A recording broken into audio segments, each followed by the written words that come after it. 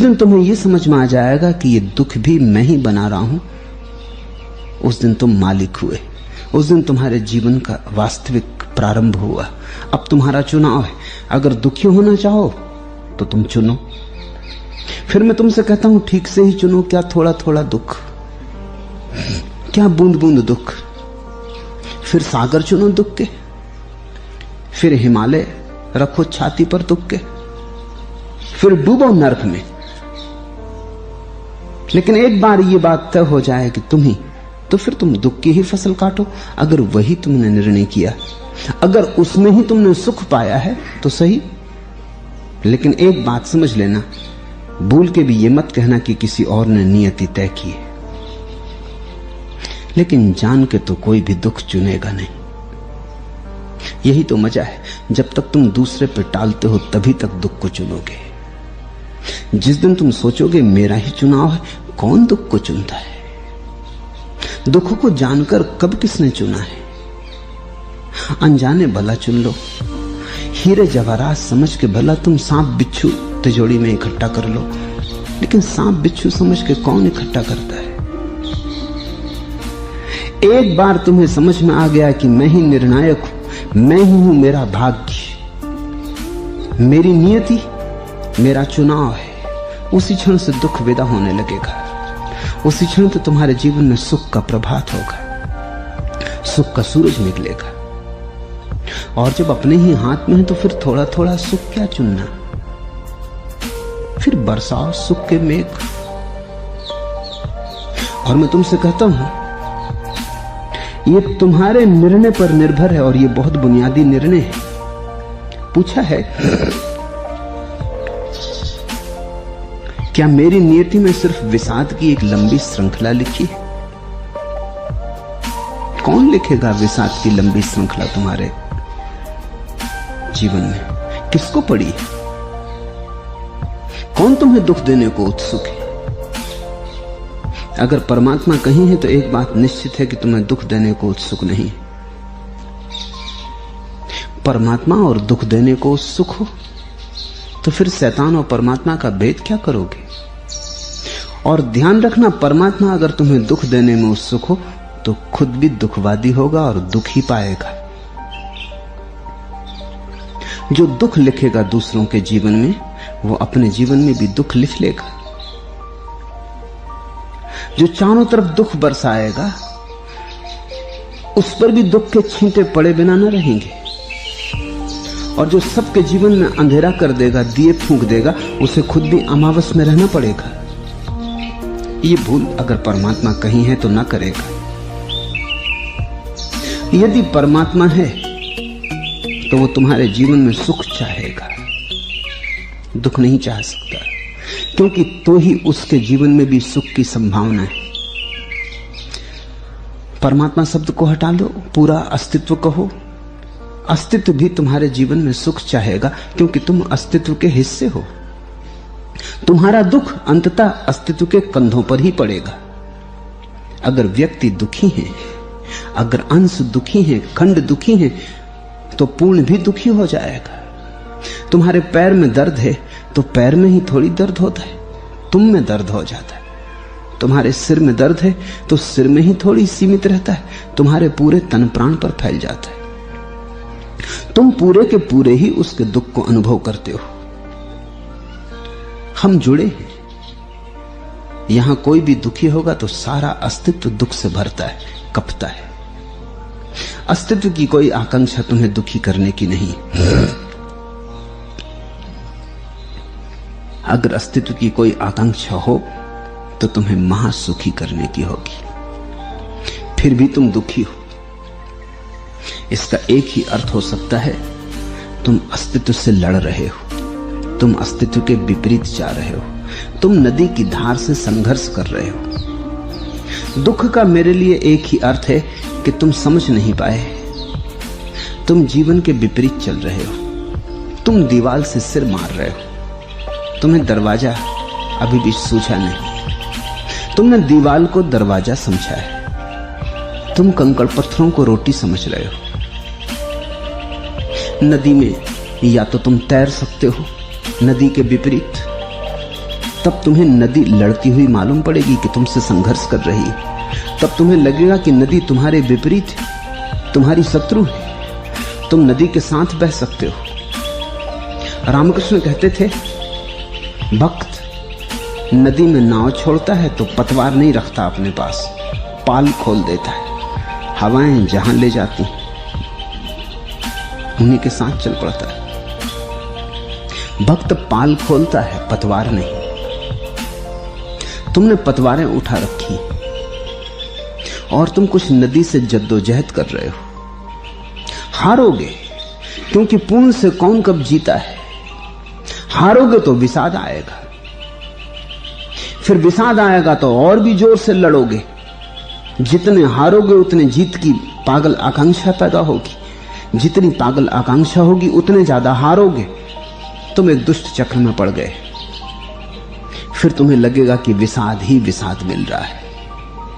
और मजा यह है कि तुम्हारा अहंकार इसमें भी रस लेने लगेगा। तुम कहोगे, मैं कोई साधारण आदमी नहीं हूं, मेरे जीवन में तो विषाद ही विषाद लिखा है। एक विषाद की लंबी कथा हूं। तुम इसके गीत गुनगुनाने लगोगे। तुम अपने दुख का भी श्रृंगार करोगे। तुम दुख का भी प्रदर्शन करने लगोगे। तुम दुख के कारण भी लोगों का ध्यान आकर्षित करोगे। तुम रोओगे, तुम चीखोगे, चिल्लाओगे, ताकि लोग तुम्हारे प्रति आकर्षित हों और कहें कि हां, तुम जैसा दुख किसी के पास नहीं देखा। तुम्हारा दुख बड़ा विशिष्ट है। तुम संताप, संतरास से भरे हुए रहोगे। मैंने सुना है, एक कवि सम्मेलन में आधुनिक कवि इकट्ठे हुए थे। सब संताप से भरे, संतरास से भरे, दुखी, विषाद से भरे, जैसे सभी बोझ ढो रहे हैं भारी, जैसे सारा संसार उनके ऊपर टूट पड़ा है।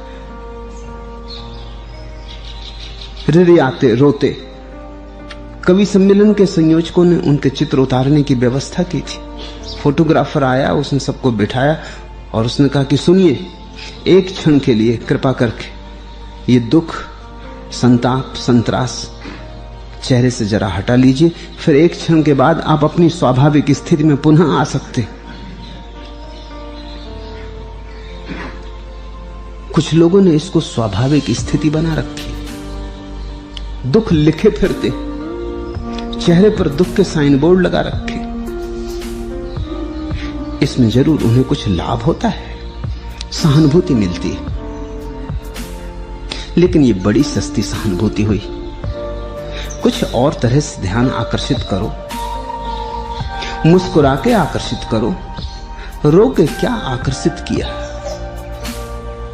अगर लोगों की सहानुभूति चाहिए, प्रेम चाहो, सहानुभूति भी कोई मांगने की बात है, इसे थोड़ा समझिए। सहानुभूति रुग्ण है, प्रेम स्वस्थ है। जब तुम्हारे जीवन में प्रेम नहीं मिलता तब तुम सहानुभूति मांगने लगते हो। तब तुम सहानुभूति को ही प्रेम समझ लेते हो। तुमने खोटे से सिक्के को असली बना लिया। जब तुम अपने सौंदर्य के कारण लोगों को आकर्षित नहीं कर पाते तो तुम अपनी कुरूपता के कारण ही लोगों का ध्यान आकर्षित करने लगते हो। ध्यान तो आकर्षित करना ही है। अगर तुम्हारे स्वास्थ्य में लोग सम्मिलित नहीं हो पाते तो तुम बीमार पड़ के बीच रास्ते पे गिर जाते हो कि भीड़ तो इकट्ठी हो जाए।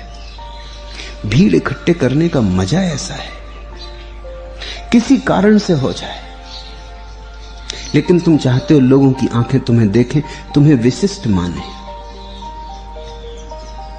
कुछ भी करने को आदमी तैयार हो जाता है। यहां मैं देखता हूं, हजार तरह के लोग आते, उनमें मैंने देखा जो साधारणतः स्वस्थ है, सुंदर है, स्वाभाविक है, वो भी ध्यान को आकर्षित करते हैं, लेकिन उनकी व्यवस्था में रुग्णता नहीं होती। जो किसी तरह दुखी हो गए हैं, दुखी बना दिया है, कुरूप हो गए हैं, जिन्होंने प्रेम के सारे स्रोत खो दिए हैं, वो भी ध्यान आकर्षित करते हैं, लेकिन उनके ध्यान आकर्षित करने में बड़ा उपद्रव और कुरूपता होती। हर उत्सव के दिन 2-4 ऐसी कुरूप स्त्रियां हैं जो शोरगुल मचा के गिर ही पड़ेंगी। एक भी सुंदर स्त्री वैसा नहीं करती। ये थोड़ा मैं सोच के हैरान हुआ कि कुरूप स्त्रियां ये क्यों करती हैं। उन्हें कहीं और किसी तरह का आकर्षण उपलब्ध नहीं रहा। न वो नाच सकती हैं, न वो गा सकती हैं, न उन्हें प्रेम के पुकारने की और कोई समझ रही। पर कहीं शोरगुल मचा के छाती पीट के रो तो सकती, हाथ पैर फैला के गिर तो सकती। ऐसा भी नहीं कि वो जान के कर रही होंगी, लेकिन ये हो रहा है। जाने अनजाने कहीं इसमें भीतर रस है। इस भांति एक बेहूदे ढंग से लोगों का ध्यान आकर्षित करने की आकांक्षा है।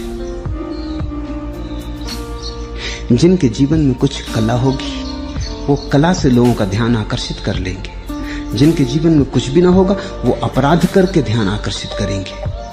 मनुष्यविद कहते हैं कि बड़े कलाकार और अपराधियों में,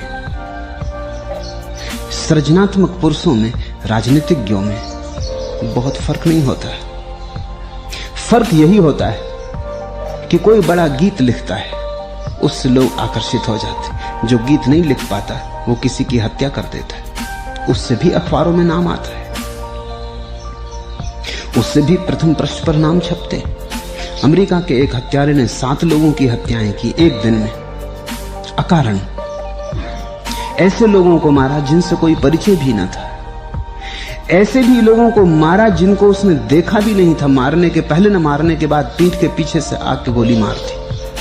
अजनबी आदमी सागर के तट पर बैठा सागर को देख रहा था, पीछे से आकर उसने गोली मार दी। अदालत में पूछा गया ये तूने क्यों किया? उसने कहा कि मैं अखबार में प्रथम पृष्ठ पर अपना नाम देखना चाहता था। इसकी आकांक्षा तो सोचो। राजनेता है, न गीत लिख सकता है, न मूर्ति बना सकता है, न गीत गा सकता है, न सितार बजा सकता है, न नाच सकता है, तो हड़ताल करवा देता है, जुलूस निकलवा देता है, अनशन करवा देता है। कुछ तो कर ही सकता है, उपद्रव तो कर ही सकता है। उपद्रव तो सुगम है।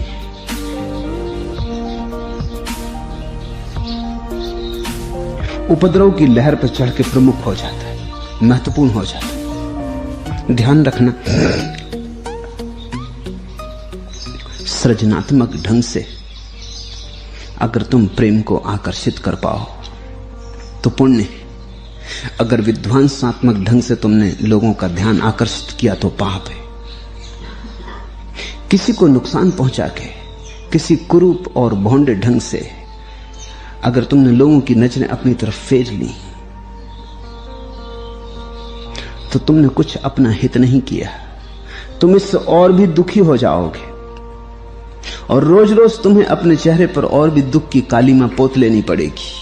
तुम्हारे दुख में तुम्हारा न्यस्त स्वार्थ हो जाएगा। धर्म की यात्रा पर निकले व्यक्ति को इसे एक बुनियादी सूत्र समझ लेना चाहिए। स्वस्थ को मांगना, अस्वस्थ को नहीं। क्योंकि अस्वस्थ को मांगोगे तो और अस्वस्थ हो जाओगे। सुंदर को चाहना, असुंदर को नहीं।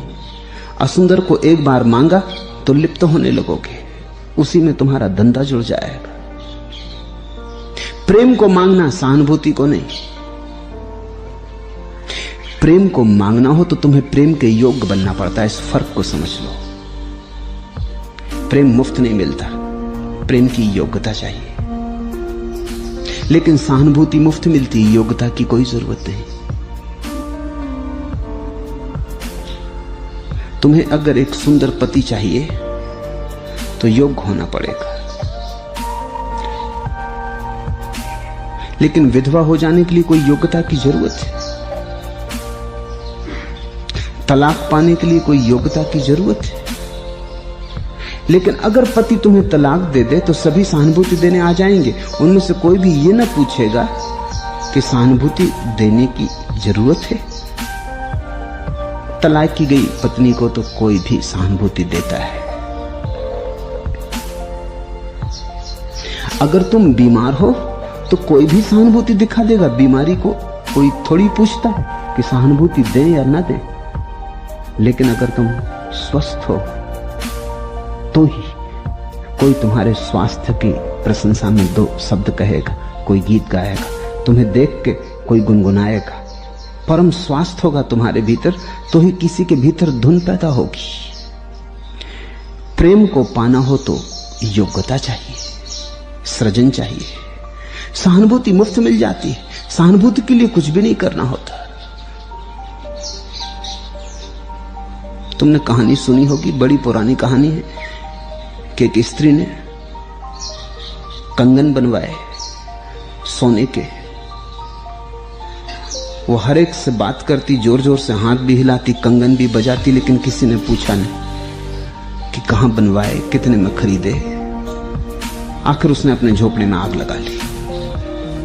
जब वो छाती पीट पीट कर रोने लगी, तब एक महिला ने पूछा, अरे हमने कंगन तो तेरे देखे ही नहीं। उसने कहा कि ना समझ, अगर पहले ही पूछ लेती तो घर में आग लगाने की जरूरत तो ना पड़ती। आज झोपड़ा जलता क्यों? तुम हंसना मत, तुमने भी बहुत झोपड़े इसी तरह जलाए, क्योंकि कंगन की कोई पूछ ही ना रहा था। तुमने न मालूम कितनी बार सिरदर्द पैदा किया है, बीमार हुए हो, रुग्ण हुए हो, उदास दुखी हुए हो, घर जलाए, क्योंकि तुम्हारे सौंदर्य की कोई चर्चा ही न कर रहा था, तुम्हारी बुद्धिमानी की कोई बात ही न कर रहा था, तुम्हारी योग्यता का कोई गीत ही ना गा रहा था, कोई प्रशंसा तुम्हारी तरफ आ ही ना रही थी, कोई ध्यान दे ही ना रहा था। ये कहानियां साधारण कहानियां नहीं, ये हजारों साल के मनुष्य के अनुभव का निचोड़ है। ये कहानी किसी ने गढ़ी नहीं, इसका कोई लेखक नहीं, ये निचोड़ी है। यह हजारों हजारों साल के मनुष्य के अनुभव का निचोड़ है। इसे ख्याल रखना।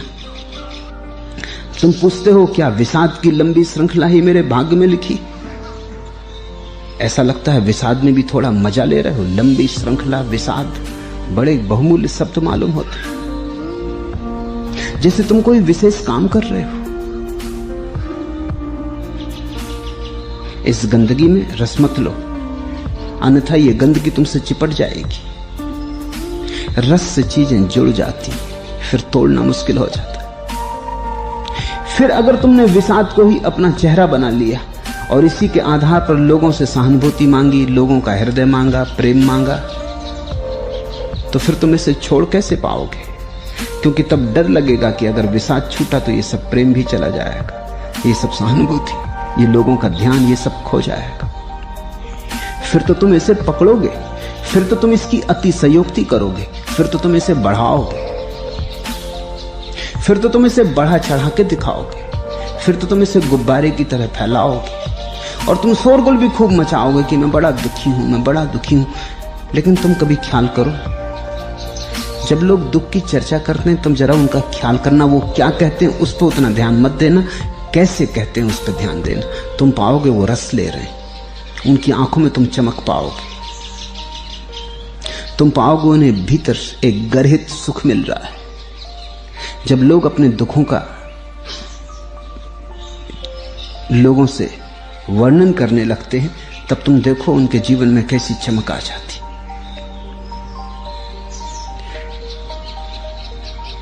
वे बड़े कुशल हो जाते हैं वर्णन करने में, लुत्फ ले लेके कहने लगते हैं। और अगर तुम उनकी बातों में रस ना लो तो वो दुखी होते, अगर तुम उनकी बातों में रस ना लो तो तुम पे नाराज होते, वो तुम्हें कभी क्षमा ना कर पाएंगे। दूसरों की फिक्र छोड़ दो, अपने पर तो ख्याल रखना कि जब तुम अपने दुख की चर्चा करो तो भूल के भी किसी तरह का स्वाद मत लेना, अन्यथा तुम उसी दुख में बंधे रह जाओगे। फिर तुम चिल्लाओगे बहुत लेकिन छूटना ना चाहोगे, फिर तुम कारागृह में रहोगे, शोरगुल बहुत मचाओगे, लेकिन कारागृह के अगर दरवाजे भी खोल दिए जाएं तो तुम निकल के भागोगे नहीं। अगर तुम्हें बाहर भी निकाल दिया जाए तुम लौट के पीछे के दरवाजे से वापस आ जाओगे। तुम्हारा कारागृह बहुत बहुमूल्य हो गया, अब उसे छोड़ा नहीं जा सकता। दुख में किसी तरह की संपत्ति को नियोजित मत करना। और जीवन में दोनों है, यहां कांटे भी हैं, फूल भी हैं। अब तुम्हारे ऊपर है कि तुम क्या चुन लेते हो। देखूं हिम हीरक हंसते हिलते नीले कमलों पर, या मुरझाई पलकों से झरते आंसू कण देखूं। सौरभ पी पी कर बहता देखूं यह मंद समीरण, दुख की घूंटें पीती या ठंडी सांसों को